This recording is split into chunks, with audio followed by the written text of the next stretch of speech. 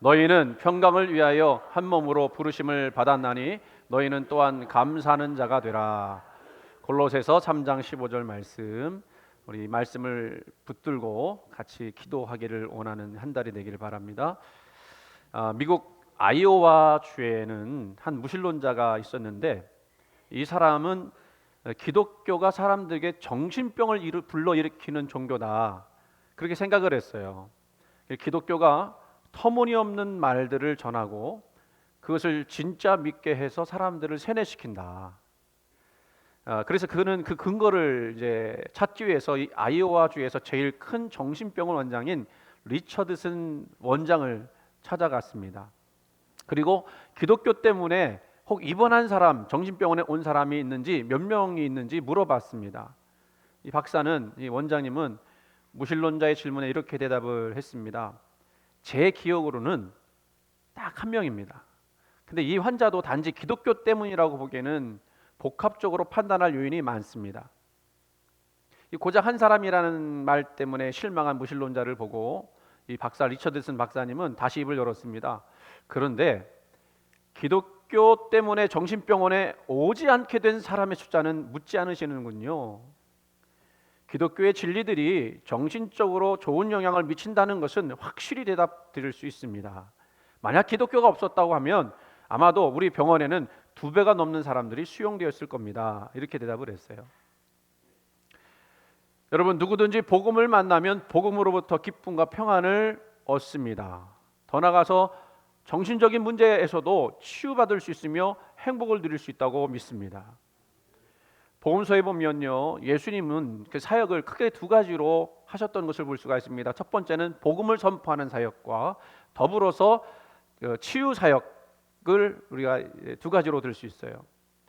복음서에 보면 예수님의 말씀이 산상수훈을 대표적으로 말씀하지만 예수님 말씀이 많이 기록되어 있는 만큼 또 귀신을 쫓아내거나 질병을 고치셨다고 하는 내용이 많이 기록되어 있습니다.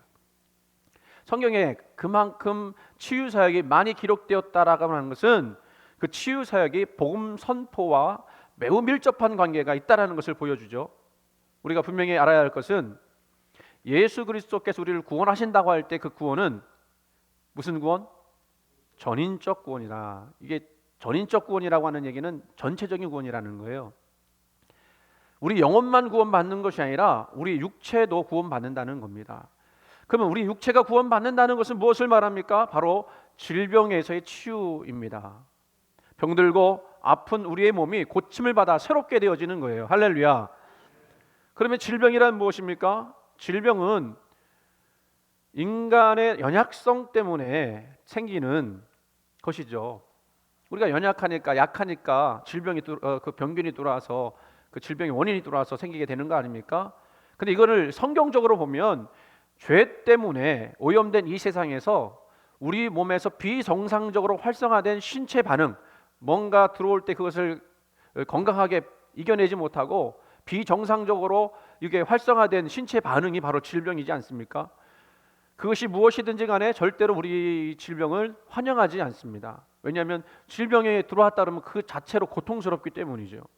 그리고 분명히 알아야 할 것은 그 질병 뒤에서 좀 이해를 해야 될 부분이긴 하지만 그 질병 뒤에 누가 역사를 하느냐? 누가 역사하죠? 사단 마귀가 역사를 하는 거예요. 그러니까 질병 자체를 사단이 준 건 아닌데 우리 연약함, 약함 타고 들어온 이 질병을 보고 사단은 그 약함을 통해서 역사한다는 거예요. 그래서 사단은요, 우리를 하나님과의 그 창조적인 샬롬을 파괴합니다. 샬롬은 뭐냐면 그냥 사람하고 사람 관계에 어떤 평안을 의미하는 게 아니라 하나님만이 주실 수 있는, 정말로 하나님께서 주시는 하나님의 평안이다, 이렇게 볼 수가 있어요. 더 나아가서 사단은요, 인간의 존엄성을 파괴합니다. 여러분, 질병에 걸리면 몸이 약해지잖아요. 그러면 정상적이지 못합니다. 존엄성이 파괴됩니다. 정체성을 망가뜨려 버립니다. 그래서 심각한 경우는요, 그가 속한 가정이나 사회나 공동체 안에서 누려야 할 모든 관계가 단절되고 파괴되어 버리죠. 그렇기에 하나님의 나라와 하나님의 통치를 예수님께서 선포하실 때 적극적으로 예수님께서 하신 것이 뭐였느냐? 바로 치유 사역이었습니다. 그렇게 하신 이유가 뭐냐면 하나님의 나라가, 하나님의 통치가 여기에 임하셨다. 그럼 하나님의 통치가 임한다고 하면 동시에 뭐가 사라지게 되죠? 사탄의 역사도 사라지게 되고 예수 그리스도께서 그것을 이기셨다는 것을 보여주게 되는 것입니다. 그런데요, 예수님의 치유에는 특별한 것이 하나 있습니다. 바로 그 질병을 치유하면서 죄의 용서를 선포하셨다는 거죠. 오늘 읽은 말씀에서도 예수님이 중풍병자를 향하여 죄 용서를 먼저 선포하시는 내용이 나옵니다. 내용을 보면 말씀을 전하시는 예수님께로 중풍병을 앓고 있는 환자를 그 4명의 친구가 들것에 들고 옵니다. 그런데 말씀을 듣는 사람들이 많으니까 이 친구들이 어떻게 했느냐면 지붕 위로 올라갔거든요. 그 집이 자기 집도 아닌데 지붕을 뚫어버렸습니다. 그리고 그 지붕 뚫은 그 지붕 안으로 이 중풍병자의 침상을 달아 내렸어요. 대단한 친구들이죠. 그때 예수님께서는요, 그 친구들의 믿음을 보시고 이 환자에게 이렇게 말씀하시죠. 작은 자야, 내 죄 사함을 받았느니라. 여기서 주의할 것은 예수님이 내 병 고침을 받았느니라 말씀하지 않으시고 내 죄 사함을 받았느니라 말씀하셨다는 것입니다. 그런 말씀은요, 곧바로 곁에 있던 서기관들의 마음을 불편하게 했습니다. 왜냐하면 죄를 사할 수 있는 능력은 자기들 생각에는 하나님밖에 없다. 그런데 그렇게 이야기하는 것 보니까 이 사람 예수님은 신성모독을 한 것이다. 예수님이 서기관들의 그 생각을 아시고 오히려 그들에게 이렇게 이해합니다. 인자가 죄를 사하는 권세가 있는 줄을 너희로 알게 하려 하노라 하시면서 연이어 이렇게 말씀하세요. 중풍병자에게 일어나 내 상을 가지고 집으로 돌아가라 말씀하십니다. 그랬더니 이 병자가요, 뭐 성경에 그런 표현 안 나왔지만 벌떡 일어나 갖고는요, 말씀대로 자기를 싣고 왔던 그 메고 왔던 그 상을 들고 가버린 거예요. 안녕히 계시라는 말씀도 안 하고. 얼마나 좋았으면. 그러면 여기서 질문 하나가 생기죠. 그러면 질병이 죄로 인해서 생긴 것인가? 그 결과 때문인가? 예수님은 중풍병자를 보고 내 죄 사함을 받았다고 하셨기 때문입니다. 그렇다면 우리가 알고 있듯이 예수님께서 요한복음에 눈먼 자, 태어날 때부터 눈먼 자를 보시면서 이건 누구의 죄 때문이 아니라 하나님의 영광을 위한 것이라고 하셨다는 말씀 알고 있잖아요. 그런데 왜 오늘 본문에서는 왜 죄 용서를 먼저 선포하셨을까? 좀 앞뒤가 안 맞는 것 같은 그런 생각이 듭니다. 그런데 그 예수님의 전체적인 말씀을 맥락을 살펴봐야 돼요. 중풍병 예수님 말씀은요, 중풍병이 어떤 특정한 죄의 직접적인 결과로 인해서 생긴 것이라는 말씀이 아니에요. 예수님이 죄를 먼저 용서하시겠다고 선포하셨던 것은 그 중풍병자도 죄인이기 때문에 그 죄인이 구원받으려면 뭐를 받아야 돼요? 죄 용서를 받아야 돼요. 그러면 죄 용서를 먼저 선포하고 구원을 받을 때에 예수님 말씀 그런 것입니다. 그 구원이 이루어지는 그 현장에서 질병의 치료도 일어난다라는 그런 뜻으로 먼저 죄 용서를 선포하신 거죠. 이해가 되시는가요? 어떤 죄의 결과 때문에 그 병이 생긴 것이 아니라 그저 우리가 죄인이기 때문에 먼저 죄 용서를 받아야 거기서 하나님의 역사가 능력이 나타날 수 있다라는 것을 말씀해 주신 것입니다. 그렇게 예수님의 죄 용서의 선포를 통한 치유 사건은 첫 번째, 죄 용서라는 내적인 치유와 또 병 치유라고 하는 외적인 치유, 내적 치유, 외적 치유가 결합되어 있음을 보여주는 것입니다. 비로소 중풍병자에게는 단순히 육체의 해방뿐만 아니라 영혼의 구원도 중요하다는 것을 보여주는 거죠. 그래서 이것을 전인적 구원이라고 이야기하는 거예요. 그냥 마음만 치료받는 게 아니라 구원받는 게 아니라 이 몸도 구원받는 거. 그래서 예수님의 치유 사건을 이렇게 정리할 수 있습니다. 하나님의 구원하심이 지금 역사의 자리를 뚫고 들어왔다. 그저 말로만 알고 있던 그 하나님인데, 그러면 생각만으로 알고 있던 하나님인데 그 하나님의 역사가 지금 그 중풍병자의 삶 속에 치고 들어와서 그의 질병을 치료하셨다는 거예요. 그렇다면 오늘 우리는 우리 스스로에게 질문할 것이 있습니다. 만약이라는 말을 써서 죄송합니다만 우리에게 하나님의 나라가 임하였다면 그러면 당연히 우리에게도 치유의 역사가 일어나야 되지 않겠습니까? 맞습니까? 제가 보기에는 우리 성도들 중에 정말 간절히 사모하는 마음 때문에 기도하고 때로는 뭐 저한테 기도받기도 하고 그러면서 치유 역사가 일어나는 분들도 있습니다. 그리고 앞으로도 치유 역사가 분명히 일어날 줄로 저는 믿습니다. 그런데 문제는 뭐냐면 그런 치유 역사를 경험하지 못하는 분들, 뭐 관심이 없어서도 그렇겠지만 원하는 것 같은데 일어나지 않는 부분도 있어요. 무엇 때문일까? 예수님이 거의 대부분 치유 사역에서 요구하시는 것이 있습니다. 그게 뭐냐면 뭘까요? 따라합시다. 믿음이에요. 믿음. 예수님은 사실 믿음이 없이도 누구의 믿음 때문에 질병을 고치시는 분이 아니에요. 그거 없이도 고칠 수 있는 능력이 있으셨습니다. 뭐 창조주 하나님의 아들이신데 그깟 질병 고치시지 못하시겠습니까? 그런데도 예수님은요 반드시 그 믿음을 요구하세요. 그러면 그렇게 생각해 보니까 그러면 그 믿음이 질병을 고치는 것인가? 내가 믿음이 많으면 고침받고 내가 믿음이 없으면 고침 못 받는 것인가? 뭐 그런 질문도 할 수가 있는데 그 질문 조금 뒤에 하고요. 그 믿음이 질병을 고치는 것인가? 라고 할 때 아니에요. 우리 어떤 능력이나 어떤 잘남이나 어떤 그 믿음이 우리를 그 질병을 고치는 것이 아니고 오직 질병은 누구의 은혜예요? 치료하시는 하나님의 은혜 때문에 고침받는 거예요. 하나님의 은혜와 능력으로 고침받는 것이지 우리가 믿음을 많이 가졌다고 해서 고침받고 믿음을 조금 가졌다고 해서 고침 못 받고 하는 게 아니에요. 근데 그럼에도 불구하고 예수님이 믿음을 요구하시는 것은 무엇 때문이냐? 잘 들으세요. 믿음을 가질 때에만 믿음 안에서만 하나님의 통치와 그분의 긍휼과 그분의 사랑을 깨달을 수 있기 때문에 그래요. 믿음 가져야만 하나님을 만날 수 있다는 거니까요. 믿음 안에서만 하나님의 치유하시는 그 은혜를 바르게 이해할 수 있기 때문에 믿음을 요구하시는 거예요. 아니 믿지 않는 자에게 기적을 베풀어 보세요. 진주를 개에게 던지면 어떻게 한다고 그랬어요? 개가 진주를 준 사람을 물어버린다고 그랬습니다. 예수님께서 치유하시려고 하시는데 치유받을 사람이 하나님의 능력도 믿지 못하고 하나님의 통치도 믿지 못하고 그것을 받아들일 믿음도 없다고 하는데 어떻게 예수님께서 그 기적을 경험케 하실 수 있겠습니까? 오늘 본문에서는 그 믿음을 어디서 확인할 수 있느냐면 그 중풍병자의 믿음이 아니라 그 친구들의 믿음이었어요. 그 침상채로 그 중풍병자를 남의 집 지붕 뚫고서라도 예수님께 내려보냈던, 예수님 만나야 되겠다고 했던 그 친구들의 태도, 그거를 믿음이라고 성경은 이야기합니다. 그러니까 믿음이라는 것은 내가 믿습니다 그런 소리만 내는 것이 아니라 질병으로 인한 고통과 고난의 자리에서 예수님만이 치유자가 되실 수 있습니다. 그런 믿음, 그런 확신을 가지고 예수님께 나와 간절히 부르짖는 그 행위, 그를 예수님은 믿음이라고 표현하셨어요. 성경의 치유를 경험한 사람들의 그 언사를 한번 생각해 보세요. 그들은 이런 고백을 합니다. 예수님께 당신이 원하시면 고칠 수 있나이다. 우리를 불쌍히 여기소서. 그렇게 이야기합니다. 또 이렇게까지 얘기했어요. 내 믿음 없는 것을 도와주소서. 그럴 때 예수님이 뭐라고 말씀하시는지 아십니까? 내게서 믿음을 보았다. 내 믿음이 크도다. 내 믿음이 너를 구원했다. 그런 말씀을 통해서 그 믿음을 형상화하셨어요.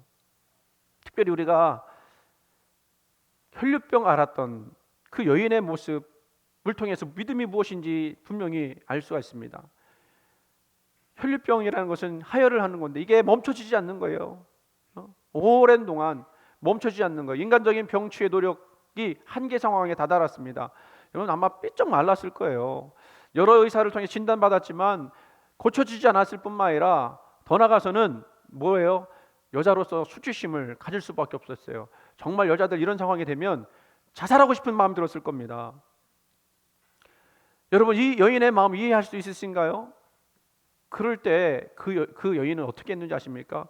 예수님의 옷자락만이라도 만져서라도 고침받고자 하는 그 간절한 마음으로 예수님께 나와서요. 예수님 옷을 붙잡았어요. 예수님 옷 붙잡으면 정결법에 의해서 이 여인은 돌을 맞아 죽어도 할 말 없는 그런 상황인데 이렇게 죽거나 저렇게 죽거나 죽는 건 마찬가지니까 예수님이 치료하실 것을 바라고 붙잡자 이런 마음이었는지도 모르겠어요. 어쨌든 그런 마음이 구체적인 그녀의 행위로 나타났을 때 예수님이요 그 여인을 긍휼히 여기셨어요. 그리고 그에게 구원이 임했다고. 그리고 믿음을 지닌 사람으로 칭찬하셨습니다.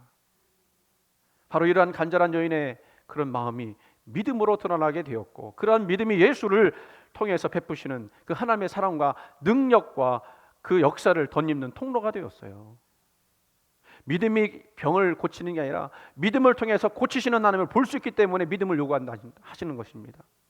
그러므로 믿음은요, 단순히 심리적인 기대 이상이에요.